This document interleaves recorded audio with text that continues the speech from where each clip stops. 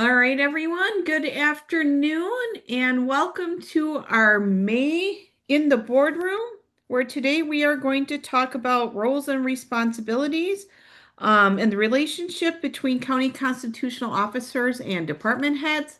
I'm Sarah Diedrich Kastorf, the Director of Outreach and Member Engagement at the Wisconsin Counties Association.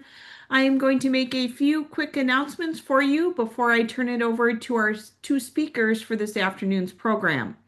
The first thing I want to mention to everybody is if you have a question during the webinar, we ask that you ask those questions either through the chat or the Q&A function.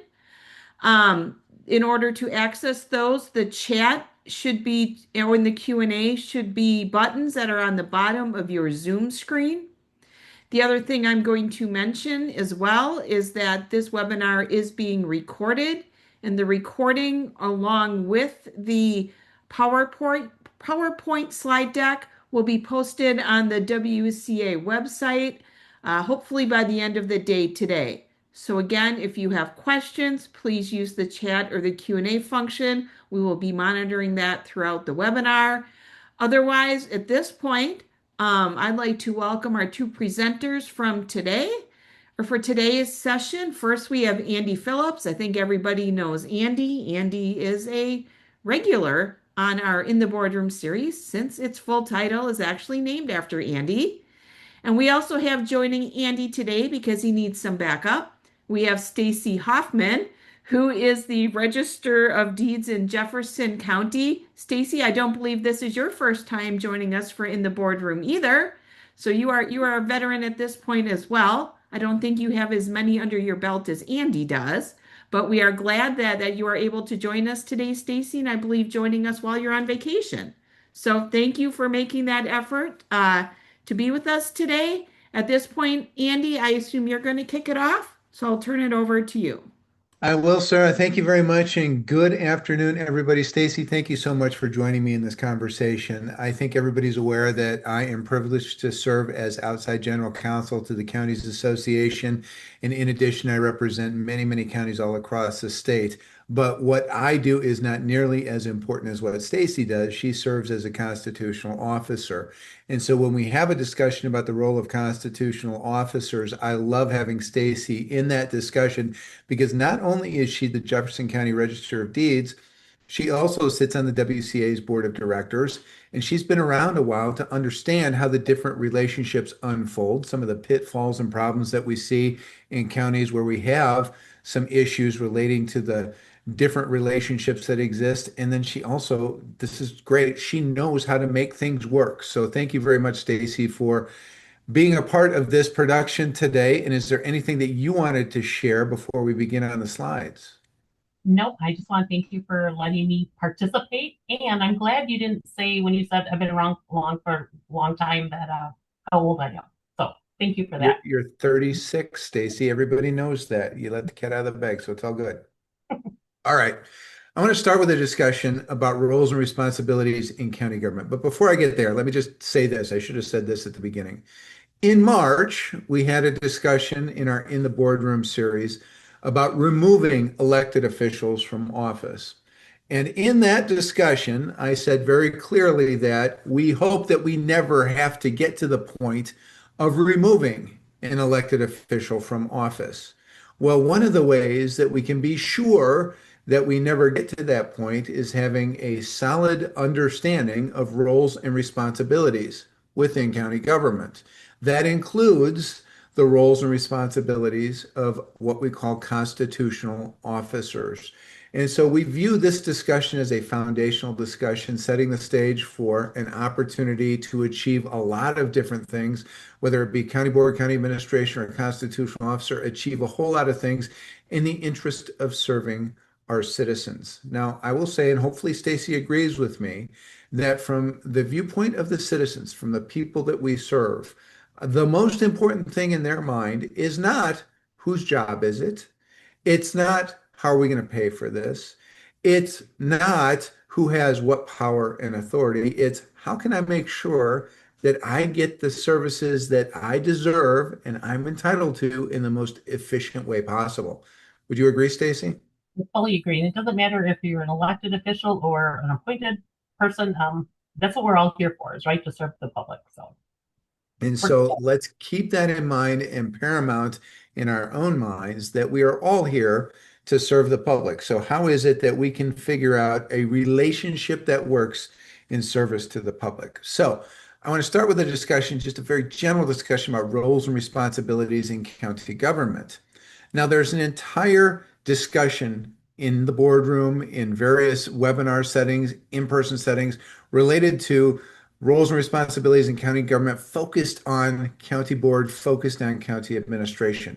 I'm not going to get into that level of detail in this discussion, but I think it's important that we have at least a high level discussion about the role of the county board and the role of administration before we get into this concept of the role of constitutional officer. So let's remember that county boards in Wisconsin, all 72 of them, serve a legislative function. That's baked right into Chapter 59. In that legislative function, our boards engage in policy making. The most important policy document in every single county is the county budget. That document speaks volumes about the priorities of the county and what services and initiatives are going to be supported through tax levy. No operational authority, none, exists with any individual county board supervisor. And so when we think of the role of the county board, it's number one, to adopt policy, and number two, to hold staff accountable for implementation of the policy that the county board adopts. Then we look at the role of administration, department head, staff, whether it be county executive, administrator, or administrative coordinator, and their focus is much more short term. They focus on the minutia. They have an attention to detail. Their entire operation is related to those smaller functions. And so as a result, we demand that they be the best and the brightest in their particular area of expertise. County board supervisors aren't required to be the best and brightest in any particular area. The most important qualification for a county board member is that they were elected to represent the folks that put them in their seat. That's not the case again with administration, department heads, and staff. And so when we think about department heads and staff, they have two roles as well. We talked about the two roles for the county board. For staff, we're really looking at number one, their first role is to implement the policy that the county board establishes. But then number two, what their second role is to make the county board look good, provide information to the county board to allow the county board to make an informed policy decision. And I noticed, I'm sorry, I was distracted there for a moment because apparently I had the wrong date on the cover slide for this presentation. I apologize. I'll fix that, Sarah, and get you a new PDF copy on that. So again, county board, two roles: implement policy and hold staff accountable for faithful implementation of that policy. Staff, administration, department heads have two roles: carry out the policy directive that the board establishes, and then also provide information and advice to the board to allow the board to make an informed policy decision. So when we look at the organizational chart for Wisconsin county government, and I will grant you that this is an extremely simplified illustration, we have the county board adopting policy, handing that policy off to the executive, the administrator, the administrative coordinator, who implements that policy through department heads and county staff. And then county staff, department heads, administrator or administrative coordinator gather information, and it flows back up to the county board and committees of the county board as information to allow the board to make an informed policy decision. So if this was the actual organizational chart for county government, we wouldn't have this discussion. This is easy. This is simple. We can understand this and we can implement this, again, rather easily. But we've got this thing called constitutional officers. So what are they? Well, and Stacy, you were about to say something. Go ahead. I just say, where are we? Where are the constitutional officers? That's exactly right. And when we think of constitutional officers, I think of primarily these five. I understand that there are others in certain counties. Some counties have a coroner. I'm not sure if any counties have a surveyor, but a surveyor is a constitutional officer. Some people think of the district attorney and the judges as constitutional officers. They may be, but as we are about to see, these are the five that, in my mind, interact the most within a particular county within the county government structure. Okay, so we've got clerk of courts, register of deeds, treasurer, sheriff, and clerk. Where do they fall on the organizational chart? And so when we look at the organizational chart and where constitutional officers fall, it makes things a bit complicated. It's complicated because these constitutional officers are elected at large by the county electors. So the voters are going to place those constitutional officers in office. They're not appointed by the county board. They're not appointed by the executive or the administrator. They're elected to office. So in a respect, they answer to the voters. That's it.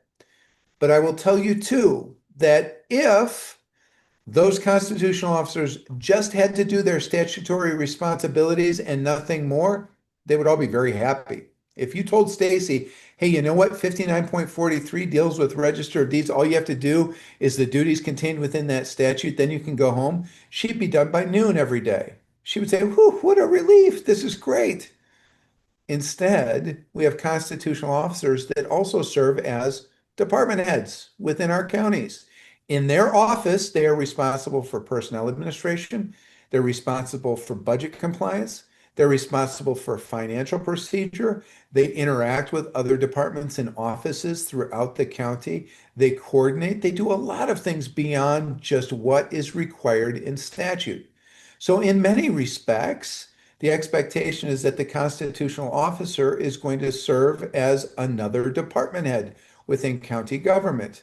So in that respect, they do answer to the board or the executive or the administrator. And that's where it gets complicated because, again, I refer to it as dual persona. We have constitutional officers that are elected by the people and they respond to the electorate as it relates to their statutory duties, but then they also slide into the organizational chart as a department head within county government. And I don't know, Stacy, if you can speak a little bit to your experience as a register of deeds in Jefferson County and the process of what it means to fold into the organizational chart in Jefferson County from your perspective.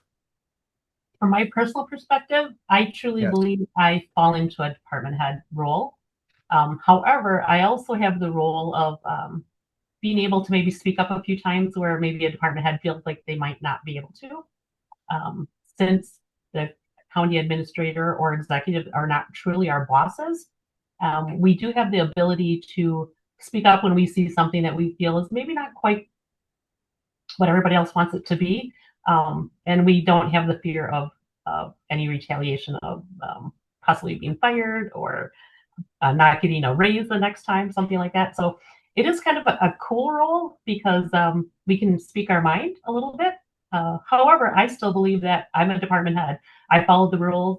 The administrator is my leader. He's the one who tells me, what I should be doing. And I feel like I'm part of that team. So it's not just I'm a elected official outside this. I don't have to pay attention to anything else, but I feel like we're all in it together. So. Well, and I think that's a good point, Stacy, because when we talk about aspiration, what do we want to look like? What do we want to do? Go back to the very first discussion comment that we had on today's webinar, and that was the electorate. The people that we serve don't care whose responsibility it is. They want to be served. And so I think that we ought to focus on establishing a really good and strong working relationship between constitutional officer and administration, between constitutional officer and county board, and all have a common understanding. That doesn't mean that we always get along. It doesn't. And I'm sure that there's grand debate that occurs about the best and most efficient way to deliver services. That's fine. But at the end of the day, we should exit that particular meeting with a common understanding of how we're going to serve the people. And I'm sorry, I interrupted you. You were about to say something. I was just going to say, I think it's all about respect for each of the positions. We all have a role to play, and we have to respect what each of our roles are, and what the final outcome is. What is our final goal in anything that we do here at the county? So it's all about respect both ways. Totally agree. So let's dive a little bit into the foundational understanding of these constitutional offices. Because if you look at every other layer of government, it's not as though it's state government, city, village, or town government. We have these free agents that are placed into the organizational chart with responsibility to the electorate and coterminous responsibility to the town or city or village board or anything like that. Counties are unique. And so we have to ask ourselves the question, why? Why are counties unique in this regard? And if you look in 1848, when we established the Constitution recognized the existence of these officers, and we ask ourselves the question, why? Why does that matter? Why don't we just make them appointed by the county board? Well, I will tell you that in 1848, it took an email a long time to get from Dane County to Douglas County. All right. So I joke, of course, the county system is essentially the local presence of state government within a geographical area. That's why counties exist. In fact, counties existed before the state of Wisconsin existed. At that point in time, they were counties of territorial government, but the counties predate the state. County officers predate statehood. And so when we think about what each of these constitutional officers do, and we're going to get into the statutes that relate to each of them in just a moment, but think about the county clerk. The county clerk is responsible for administration of a judicial system that belongs to the state. The Register of Deeds, Stacy, your position. Are you recording local land records or land records that are in form prescribed by the state? Correct. Prescribed by the state statutes. It's telling us. Are you maintaining vital records according to state law or Jefferson County law? State law. Exactly. So we have a uniform system of record keeping as it relates to land records and vital records, and the Register of Deeds is responsible for that. The district attorney prosecutes state crimes. The sheriff enforces, for the most part, state law. Clerk of Circuit Court, same, I mentioned county clerk being responsible for the state judicial system. That's actually the clerk of circuit court. The county clerk is responsible for record keeping at the local level, consistent with the requirements in 59.23 dealing with the maintenance of those records. Treasurer, at least at the outset, was collecting state money. So again, it's the local presence of the state within a particular geographic location that we call a county. Now, the Constitution, Article 6, Section 4, Article 7, Section 12, Constitution is silent on the duties for each of these constitutional officers. And so the Constitution does not specify exactly what each of these officers is to do, but the Constitution also says that the legislature has the authority to prescribe the duties for each of these offices. And that's exactly what's happened, is that the legislature, over time, has created duties and responsibilities for each of the offices. Now, I want to recognize a very important concept here, is that the Constitution says the legislature prescribes those duties, and the legislature has taken opportunity to set out those duties in statute. What's clear is that county boards and counties have no ability to alter, amend, modify, add to, or delete from those statutory responsibilities. All right. So again, and that's, I'm sorry, on the next slide, we have recognition. And I thought this was a great quote from an attorney general opinion, is that, and this deals with county clerk, but the position of county clerks a constitutional office established under the Constitution. The clerk performs vital and invaluable services in those areas designated by the legislature in 59.23. Statutory powers and duties conferred upon a county officer cannot be narrowed, enlarged, or taken away by a county board unless the legislature has authorized such action. That's from the Reichert case. Look at the date on that case. It's 1914. So forever since statehood, we have recognized that the constitutional officers have the authority to perform their statutory function without intrusion by the county board or county administration. Now, in addition to statutory authority that's conferred upon each of the constitutional officers, there's this sort of nebulous recognition that there are certain important duties that have been performed on an immemorial basis that cannot be abridged, in addition to the statutory duties that cannot be abridged. It's hard to figure out what those important duties performed on an immemorial basis are because there's no document that tells us what they are. I will tell you that even though we recognize that constitutional officers have this additional layer of important duties, the only area where I have seen this come up is in the office of sheriff. All right. We've seen over the years certain disputes as it relates to the authority, the independent authority of the office of sheriff. And in analyzing the independent authority, courts have looked at English common law to determine what does the office of sheriff entail. It sounds like a joke, but quite literally, they're going back to the sheriff of Nottingham to figure out what did the sheriff of Nottingham do. I've not seen that with any other position, whether it be register of deeds, clerk, I've not seen it with any other position, but just understand that it's there. And just like the statutory authorities cannot be abridged by the county board, nor can those constitutional authorities be abridged by the county board. So let's start with the clerk. The clerk is elected for 4-year terms in the fall presidential election, and all of the duties and powers are in 59.23. Now, I do not intend to go through each constitutional office and read the statute to you about what it is that each officer does. That's not the point of this exercise. But as you can see, 59.23 has all sorts of information about what the clerk is to do. Same with the treasurer in terms of the information in 59.25, elected to 4-year terms along with the president, and 59.25 has all of the duties for the county treasurer. Clerk of courts, elected consistent with a gubernatorial election. So it's in the off years and even numbered years from the presidential election. That's when the clerk of courts is elected. And 59.40 contains all of the things that the clerk of courts is supposed to do. And then, Stacy, near and dear to your heart, the Register of Deeds is elected at the same time as the president is elected. And if we look at 59.43, that contains all of the duties, the statutory responsibilities for the Register of Deeds. Now, I want to pause here because if you look at the Register of Deeds statute, it's extensive. And I bring that up because I know, Stacy, your organization, the Wisconsin Register of Deeds Association, has taken a look at 59.43 recently and said, I think we need to update our statute. How easy was it for you and your colleagues to explain to not just other county board members, but state legislators what it is that you were trying to accomplish?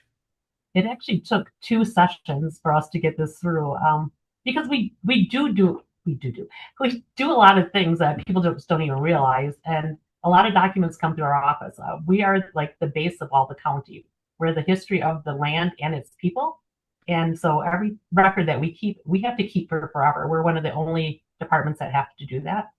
So it's important for us to be able to inform them on, the things that we need and how technology has changed so that we can keep the statutes current with that technology. And I don't want to call out the Jefferson County Board or your administrator, who's incredibly talented, but how much do you think that they know about what it is that you do each and every day? They know the basics, right? I go once a year in front of them at county board and explain it to them. But that's really about all. And I'll be honest, wonderful county board, wonderful administrator, but nobody comes to our offices to see, what we're doing on a daily basis. That's just not something that most county board people are concerned with. They know that we're doing a good job. They leave it alone, and that's about the end of it. So you said once per year you go before the board and have a discussion about what it is you do. Is there a particular time of year that you do that? So this year it's going to be changed a little bit. So we're doing it a little differently, but otherwise we are all on a schedule. Every department head did it, and we would go to the county board, explain what we did for the past year, our goals for the upcoming year, and a little bit of I try to always tell a story because I think sometimes stories are more interesting. Like I tried to tell a story about how we helped a woman who wanted to refinance her home to help pay for her child's college. However, she found out that something was messed up in the title of her, her deed. And she really didn't own the home she thought she owned. She'd been paying taxes on it. And those are the kind of things that we help people with. Not that we can fix it for them, but we help guide them and clean things up. So those are stories that it meant something really important to her because she was able to get it all cleared up finally and could take a loan out against the home she thought was hers to help pay for her child to go to college. So those are kind of things we do, and people just don't even know about. No, and that's an awesome story. That gets to this whole concept of constituent service. And the other thing I wanted to point out is that we're obviously focused on Register of Deeds here, Stacy, given your role. But realistically, all constitutional offices have other stakeholders that rely each and every day on the operation, the efficient operation within that office to do what it is that they do. I think in your circumstance, you've got title companies, mortgage companies, banks, others that rely upon the regularity and efficiency of your office to get done what they need to do for their business. Isn't that right? Correct. I mean, it goes so much further than that. It's schools and law enforcement uses our records so that they can continue on with some of their prosecutions that they do. I don't think there's one group of people that don't use the records and register deeds. Now, I'm not going to say that's the same for every constitutional officer, but it probably is pretty close. Everybody depends on what we have to get their job done outside the county Awesome. in the private sector. We have the sheriff, we have the office of sheriff elected during the gubernatorial election, and the sheriff has statutory authorities. I will tell you that recently in Act 196, the legislature restructured some of the statutes dealing with the office of sheriff. But again, the office of sheriff is unique, even in terms of the constitutional offices, because there's recognition that they have duties and authorities that extend even beyond the statutory mandate. So again, that was just a snapshot of what the various constitutional officers do.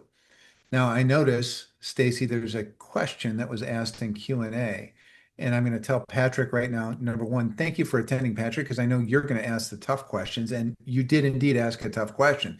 We're not going to get to your question just yet. Let us get through a little bit more of our discussion before we get to your question, because I think it's a great question, Patrick. All right. Personnel administration within these offices. And I know that, and Stacy, you can feel free to comment on this. I think this has been a topic of discussion for a long time about who has the authority to hire and fire, who's going to appoint the deputy, how much are they going to be paid, what's the interview process, and so on. And what we are about to see in the statutory analysis is that it is entirely less than clear exactly who makes what decisions and when. And I like to call this baked-in conflict within Chapter 59. It's baked-in conflict that isn't capable of simple resolution. To me, I think that was incredibly wise of the legislature to bake in that conflict because it forces people into a room to hash it out. Now, perhaps I'm giving way too much credit to the legislature in this circumstance. I probably am. But again, the more that we can talk through some of these issues and get to the point where we agree upon the most efficient way to deliver awesome services to the public, that's our aspiration. That's what we want to do. So, as it relates to personnel administration, we look first at 59.22 sub 2 of the statutes. This is the statute dealing with the county board's authority, all right? I've highlighted, italicized, and underlined a couple of points here. And this is in subsection 2C1. The county board provides, fixes, changes salary or compensation for any office, board, commission, committee, position, employee, or deputies to the elective office that is subject to sub 1, and that's every position within the county without regard to the tenure of the incumbent. The county board establishes the number of employees in any department or office, including deputies to elective officers. All right, so you look at 59.22 sub 2, sub C, and you're like, the county board has very broad authority as it relates to the employment relationship of people working under the constitutional officer. But then you go to a different statute, and in this circumstance, we've pulled the Register of Deeds statute 59.43 sub 3. Says right there, every register of deeds shall appoint one or more deputies who shall hold office at the register's pleasure. All right. The deputy is going to step into the shoes of the Register of Deeds in the Register of Deeds' absence or inability to perform. And right there in the statute, it says the Register of Deeds appoints, and that person holds office at the register's pleasure. And so you say, wait a second. I thought that under 59.22, it's the county board that controls that relationship. And then you speak with Stacy or one of her colleagues, and they're going to say, no, 59.43 sub 3 says we control that relationship. And it's a similar type statute with the other constitutional officers. So who wins? All right. Generally speaking, in all circumstances, except the office of sheriff, it's the constitutional officer that appoints the deputy. That's clear based upon the language of the statute. That was recognized in the Crawford County case, which is a Court of Appeals case from 1993. So I agree that yes, the constitutional officer has broad discretion in appointing the deputy, but 59.4, go ahead, Stacy. There's always a but. There is, and like I said, there's a complete lack of clarity within the statutes. It's the county board under 59.22 that establishes terms and conditions of employment. And so the constitutional officer says only I have the authority to deputize somebody. And it's the county board that says only I have the authority to pay somebody. So again, there's conflict baked right into the statutes. When this conflict rises up to the level of a court case, who wins the conflict? Well, we've got a provision in 59.22 sub 4 that says in the event of a conflict between 59.22 and any other statute, 59.22 to the extent of the conflict is going to prevail. Well, that's all fine and good, but we know that there are all sorts of different twists and turns that these disputes can take. So are we confident that 59.22 sub 2 is always going to prevail to suggest that the county board is always going to have that authority? And my answer is no. I'm not convinced that it's that cut and dried. All right. And the other thing Go with ahead, it Stacey. is you always want to make sure what's going to be best for the department so it can run efficiently. So this is where we talk about all the time. We need that communication between the elected officials and the county's administration. So Totally agree. Totally agree. And if we look at some of the intricacies, the finer points associated with terms and conditions of employment, not deputizing somebody, that is up to the constitutional officer, but employment. All right. When we think about hiring within where the department head is not a constitutional officer, zoning. All right. Where planning and zoning needs some employees. And so we're going to go to our planning and zoning director and work with him or her on hiring some more employees. Well, we're going to expect that there is an entire process that the planning and zoning director or the zoning committee or whatever entity is responsible for hiring is going to follow. They're going to follow county process. So can the county insist that constitutional officer follow county policy as it relates to that hiring process? Well, that depends. Is hiring policy or hiring process considered a regulation of employment? Because remember, 59.22 sub 2 says that the county board establishes regulations of employment. So is a hiring policy considered a regulation of employment? For that matter, what about base or minimum qualifications to be a deputy or to be an employee within the Register of Deeds office? What about wage structure? What about benefits and all sorts of different things? What falls under this umbrella of regulation of employment? The issue about hiring policies has come up once, as best I can find, at least in reported decisions. That was in the Racine County versus Flynn case back in 1989. That case involved a dispute between a constitutional officer in Racine County and the county board and administration as it related to the imposition of a particular county hiring policy on the constitutional officer's selection of a deputy. The circuit court in that case sided with board and administration and said county can control hiring procedure, hiring policy, because that is a regulation of employment. The case went up to the Court of Appeals. Before the Court of Appeals was able to decide the issue, the parties settled. So the Court of Appeals never weighed in on whether the county board and administration established policy the constitutional officer has to follow, or constitutional officer has independent discretion to appoint a deputy. In other words, the question was left unanswered. Again, we have some guidance from our court system on the responsibilities of the board administration and the constitutional officer. We've got some statutory statements that I think both sides could pull out of their back pocket and say, see, I'm in charge. I told you so. But this isn't a clear-cut situation where we have a statute that speaks directly to the issue. So what does that tell me? What does that tell Stacy? It gets back to the prior point that Stacy made. Let's get in a room and let's figure out how we ensure that we are going to most efficiently deliver services to the electorate that's going to demand those services. And so I think that there is nobody in the constitutional officer ranks that would suggest that everybody in the world is qualified to be deputy and I can appoint anybody I want.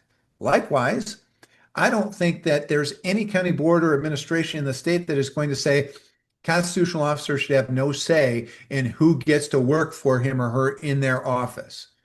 So the answer, of course, lies somewhere in between. And it's the in between that we really need to work on, at least in my estimation. Stacy, anything you wanted to add on that? You hit it all on the head. It's all about communication. That's all there is to it. We got to work together to figure things out. So. Yeah, and the thing I want to emphasize here is that as a lawyer, of course, my career, I make a living based upon disputes. If everybody got along all the time, I would be out of a job. All right. So I understand the nature of disputes. I understand disputes probably better than most other people in society, just because that's my job and it's been my job for 31 years. When disputes arise, more times than not, it's because there is a mismatch of expectations. One party or group of people expect one thing and another party or group of people expect another. They don't match, and so they get upset with one another. And so I think when we start the conversation between board administration and constitutional officer about who is going to work in a constitutional office, let's start with a list of expectations. From a county board and administration perspective, what do we have as expectations for somebody that is going to be an employee of X county? From a constitutional officer perspective, what is our expectation for somebody that we are going to rely upon to fill in for us in the event that we are absent from office on a particular day? Then we take those two expectations, we put them together and say, where's the common ground? Where can we agree that even though it's not right there clear in statute, this is the way we are going to do business within our county because it's in the best interest of the citizens that we serve. And I think that everybody would be well served to have those types of conversations. All right. We've talked a bit about personnel resources. Let's talk about financial resources. Because the other area where I see disputes arise as it relates to constitutional officer and county board administration is the suggestion that somehow the county board is not appropriating enough money to support the statutory and constitutional function of a constitutional office. All right. When we look at what the law says as it relates to what is a county board's responsibility when it comes to budget time to support a constitutional office, it is again less than clear. We have a statement from a 1989 case out of the Court of Appeals. A county board may not, quote, through the exercise of its budgetary and fiscal controls, render impossible the performance of the duties which devolve upon a constitutional officer because of the officer's constitutional status. Well, okay. It says right there that the board can't render their duties impossible, the performance of those duties impossible, but there is a big stretch between I'm fully funded and it's impossible for me to carry out my duties. So where do we draw the line? Well, in Deputy Sheriff's Association in 2016 Court of Appeals case, the court gave us incredible guidance, made it very specific. The applicable standard when determining whether a constitutional officer has enough resources to perform his or her constitutional duties is based on whether the constitutional officer has enough fiscal resources and whether the county's budget is arbitrary or unreasonable. Clear? Stace, we got a very clear standard here, right? So clear, so clear. It's not clear. Go It is ahead. not. I was just going to say, there was a case back in the 1800s with the Register of Deeds, actually, where the county board was not happy with the Register of Deeds, and they held back some money that he couldn't even buy candles because he needed candles to be able to write. They would bring in the deed; they'd have to handwrite them into books, and the Register of Deeds won. I gotta find that one for you, Andy, because I mean that's So for the county board members, that are out there, and I think I'm familiar with that case, the county board members that are out there, you always have to buy candles for Register of Deeds. That's what Stacy is saying. You can get rid of the overhead lighting and all of that. Just get them good candles, and we're complying with the law. Is that right? no. Take care of your Register of Deeds; they're pretty cool. I would agree. I would agree. All right. So I think that these are questions that we need to ask ourselves as counties when it comes to budget time. And I say as counties, meaning that these questions should be in the minds of our constitutional officers, our administration, and our board. In counties with an executive or an administrator, the administrator or executive prepares a budget and submits that to the board for consideration, and board finally adopts a budget. Regardless of what form of county government we have, executive, administrator, or administrative coordinator, the budget always ultimately belongs to the county board. And so, have we had an honest discussion with all of our constitutional officers, and for that matter, department heads, about what type of support is needed to carry out their statutory function? And I think that's a really honest and good discussion to have. Stacy talked about how most of her county board and administration has good working knowledge of what she does. They're not there day to day, but they have a pretty good idea of what it is that she does. Are we confident of that in every single county? And if not, what can we do to get to the point where we're confident that the decision makers on fiscal resources provided for a particular office are fully informed as to what it takes to support that statutory function? So again, these questions are not designed to answer today, but they're questions to put in your head.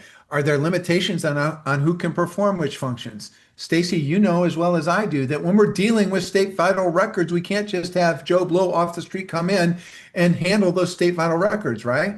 Correct, correct. And certain people have to be certified in different functions of the office. And we also can't always cross-utilize staff from different departments. If, for instance, in our county, the county clerk issues passports, we issue the vital records that they can get the passports from. Passport will not allow that same person to do that, issue the vital record and then take the passport. That's just a federal rule. So those are all those things you got to talk about when you're thinking about how you can help each department out. Is can you cross-train, cross-utilize staff? So, And I think you can cross-train and cross-utilize staff to an extent. oh, for And sure. I think that most constitutional officers would agree that they are interested in efficiency. But I think their concern is ensuring that number one, they have the resources when they're needed. But then number two, that we have the right people that are cross-trained so that we don't run into problems for, in your example, Stacy, with vital records. Correct. Other questions you can ask, what's the average workload for positions within the office? To our earlier point, is there opportunity for cross-training? And do our constitutional officers get vacation time, Stacy? I sure hope so. I'm on vacation right now. Can't you tell? I didn't see anywhere in the Constitution or statute 59.43 that you get a vacation. Oh, shoot. Dang it. But Well, I think they do.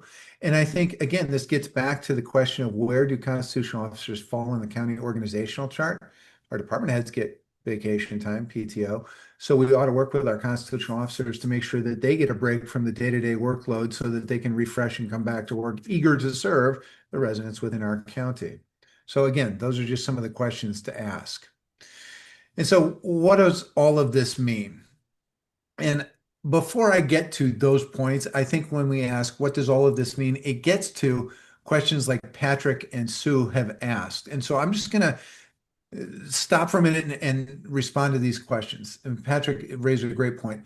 He'd like to hear from both of us, Stacy. So that's really code for Andy, don't just babble on and on. You have to let Stacy talk. So Patrick, thank you for saying that. Constitutional officers vary widely in how they engage with the broader county management structure throughout the state. Some operate as full peers in the leadership team. Others see the office as fully independent. All right. So for a county administrator or a chief administrative officer within the county, whether it be administrator or executive, trying to maintain organizational coherence across departments, what do we think about that variation county to county to county? And I'm going to start by saying is that that variation is natural. And just like we have variation in the authority of the county board and its committees, county to county to county, we're going to see variation in the authority that is vested within those constitutional offices, county to county to county. And I think that's okay. I think that's okay as long as we have an understanding of how it works in a particular county. It's funny because I think, Stacy, about some of the conversations you and I have had over the past few years as it relates to, for example, personnel administration within county offices. And you always look at me and say, that's not a problem in Jefferson County. I say, why not? Well, because I work with the administrative team and we come to a solution that makes sense for everybody and we implement that solution. I wish to God that we had 72 different register of deeds and county boards that acted in that same cooperative type environment. Every county is going to be different, but we ought to have the same commitment to that cooperative environment. Did you have thoughts on that? Um, so one of my recommendations, maybe if it's a recommendation, I think that if you're having problems with your constitutional officer, maybe invite them out to lunch one day and sit down and get to know them personally. It's like with any relationship you build over your lifetime, you have to learn to know how that person works, and vice versa. If the constitutional officer is having issues, ask to have a meeting with the administration or with the county board chair or some of the members of the county board. Sit down, talk to each other, and that's how you get things started. I know I hear sometimes some constitutional officers are not invited to department head meetings.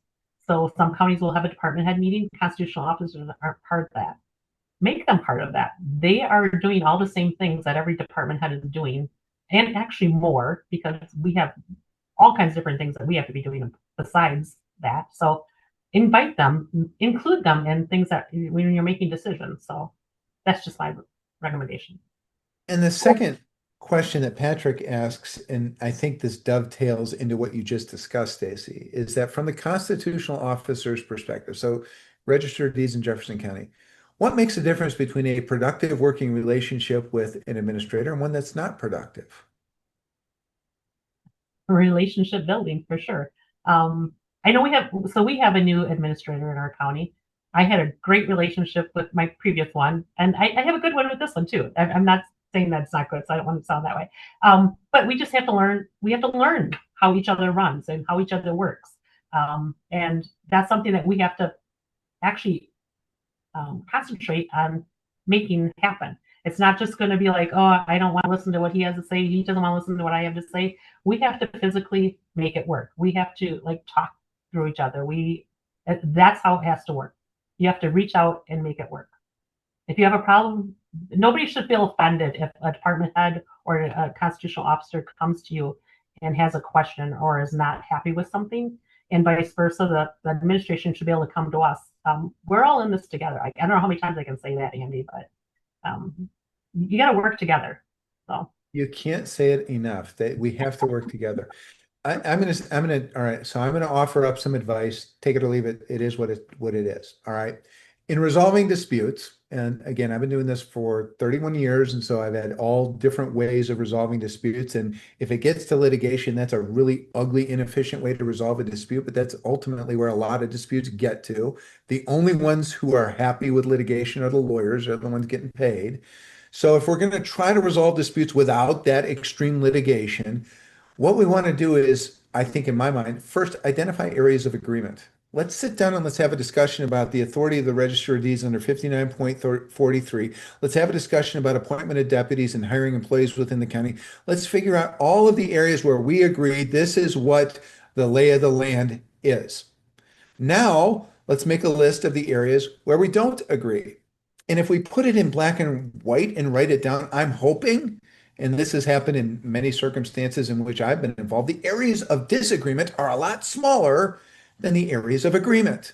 So if we can reach agreement on these really big things that are out there, we ought to be able to reach agreement on these smaller, more focused things. All right. And again, don't expect that the statutes are going to give you clarity. They're not.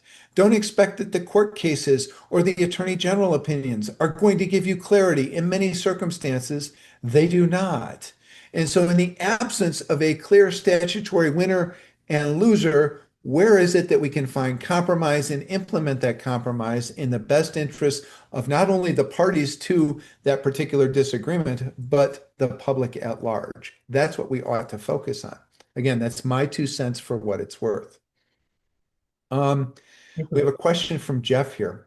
Full-time elected officials are quite independent, at least based on what we've presented today. So how does the county board or administration hold accountable a full-time elected official who signs a $2 million fixed asset leasehold debt issue without permission of the county board and without knowledge of the administration? All right.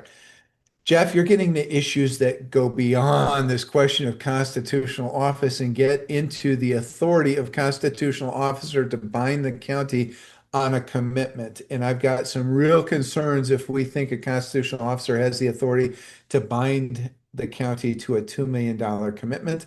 And I would like to talk with you independent of this particular presentation about concerns with that particular approach. So we'll hold that question, Jeff, for now. I want, that go ahead. Legal, so Jeff, I hope that you don't think that all elected officials feel that they're independently can do whatever they want, because that is far from the truth. I think quite often we hear from the ones that are rare, and not the ones who are all getting along. So I hope you don't think all constitutional officers maybe go above and beyond what we feel is appropriate.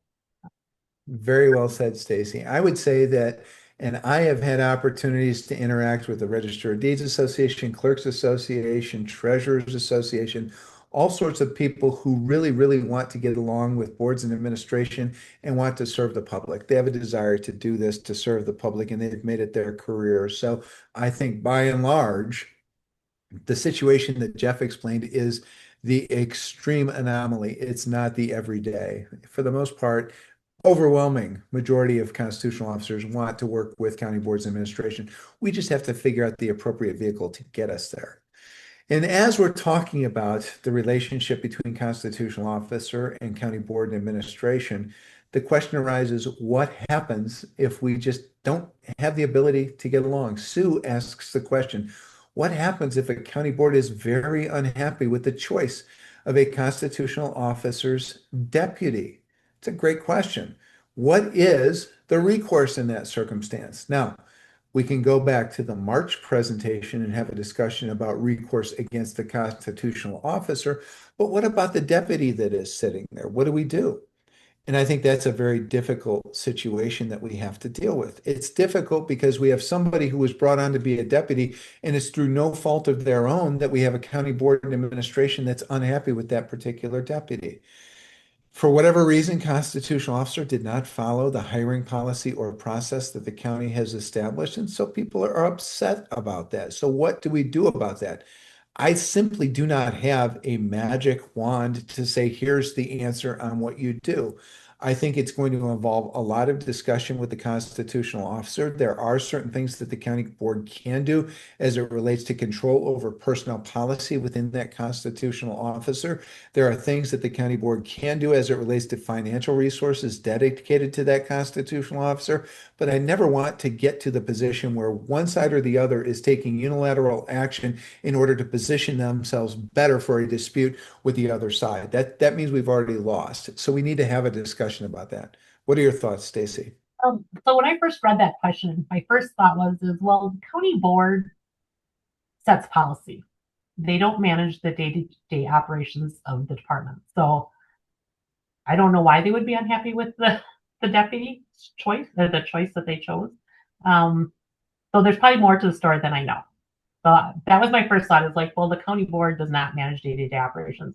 They might not like all the other employees in some of the other departments either. So take that into effect, that we got to kind of treat our departments somewhat similar to other departments. But if there's a reason that they're not happy, if the deputy's not performing well, if they don't have the skills that are needed, that's a whole other story. Then that's when you sit down with the constitutional officer and say, hey, we've been having a lot of complaints about this person, or this person's done this that we're not, that's not our um, way of life here in Jefferson County or wherever it is. Um, so I'm not 100% sure on that question if there's more to it than that simple base question. County boards they don't hire people. They set policy. No, and I think that the second bullet point on the screen that we've got up here. What does all this mean? Micromanaging stifles productivity of county operations. So if we have a board that's intermingling in the internal affairs within an operation, unrelated to policy, so they simply want to intermeddle in those particular minutia details, remember that it's up to administration and constitutional officers and department heads to implement county board policy, and with constitutional officers to implement statutory authority. Micromanagement from the board stifles the productivity of those operations, so we want to avoid micromanagement at all costs. So again, the third bullet point, board administrative team, constitutional officers working cohesively and cooperatively provides the best chance of success in that circumstance. And when we look upon the important duties that the legislature has given these constitutional officers, I always ask the question, as a county board, do we understand those duties? Do we understand what it takes to be the clerk, to be the treasurer, to be the register of deeds, to be the sheriff, and so on? If not, let's learn, and we're going to learn from our constitutional officers. As a county board, we have the opportunity and obligation to fund the offices, provide personnel support, and regulate the employment of those paid from the county treasury. So we are going to create an opportunity for success for everybody who works within a particular constitutional office. I can tell you firsthand that if we have a dispute that develops between constitutional officer and board or administration, it gets ugly. It gets really ugly really quick. There are going to be all sorts of allegations that are lobbed by each side back and forth at one another. It's not productive. The biggest problem that I have with all of that is that we look awful to the general public. Because again, the general public is interested in getting served efficiently. They don't care whose job it is, they want it to be served. So the more we can focus on that overarching goal, I think the better off we're going to be long term. So again, it's an understanding on both sides of the aisle. It's understanding what constitutional officers do, and it's constitutional officers understanding the policies of a county, understanding the budgetary limitations, the fiscal constraints. I mean, we're in an area where we've got levy caps. We don't have the ability to tax to our heart's desire. We likely wouldn't want to do so because it wouldn't be good for our citizens. But the legislature has flat out told us you can't raise any more money. That creates constraints and problems. Have we had a discussion with our constitutional officers about those constraints? And if no, I think we ought to take a look at some of those questions. So before we open it up to other questions, I just want to say thank you. Stacy, I say this to you before, I've said this to you before, I hope I have. Thank you for what you do. You do an awesome job, and you are incredible to work with. And I want to thank all of the constitutional officers that are out there. Thank you for what you do. And I want to thank, frankly, all of the county boards and administrators and administration that are out there. Thank you for what you do for county government. We are the unseen, unheard layer of government. Not a lot of people interact with us as counties, but what we do is so vitally important. I, at least for one, recognize the importance of what you do. So thank you for what you do. Thank you. Appreciate everything. And I hope that everybody who's on the county board or on administration on this call goes and visits your constitutional officer. Like, make it once a month. Stop in and just say hi. They appreciate that. They do, and they love getting asked very difficult questions. So ask them really challenging questions. It's awesome. Speaking of challenging, Sarah, how are you?